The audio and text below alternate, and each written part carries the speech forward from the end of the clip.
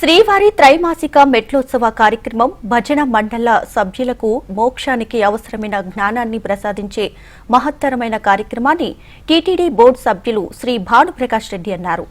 శ్రీవారి త్రైమాసిక మెట్లోత్సవం తిరుపతిలోని అలిపిరి పాదాల మండపం వద్ద వైభవంగా జరిగింది. టీటీడీ వేద పండితులతో పాటు ఆనంద తీర్థాచార్య మెట్ల పూజ నిర్వహించి మెట్లోత్సవాన్ని ప్రారంభించారు.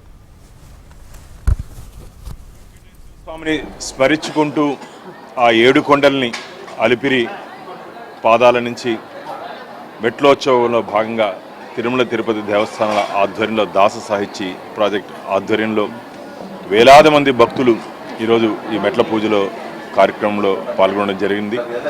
ముఖ్యంగా మహిళలు మొత్తం వేలాది మంది మహిళలు చిన్నారులు ఈ మెట్లోత్సవంలో ఈ పూజలో పాల్గొని స్వామివారిని స్మరించుకుంటూ ఈరోజు స్వామివారి దర్శనానికి వెళ్తున్నారు. వారికి కావలసినటువంటి ఏర్పాట్లన్నీ తిరుమల తిరుపతి దేవస్థానాల ఆధ్వర్యంలో ఏర్పాటు చేయడం జరిగింది. భవిష్యత్తులో వీరికి కావాల్సినటువంటి అన్ని ఏర్పాట్లు చేసేదానికి మేము సిద్ధంగా ఉన్నాం.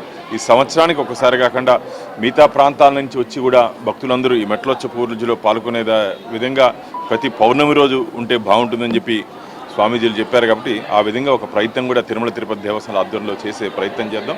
ఖచ్చితంగా ఈ ధర్మం రక్షిత ధర్మాన్ని మనం ఆచరిస్తూ ధర్మాన్ని కాపాడే దిశగా మనం ముందుకు పోవాలని చెప్పి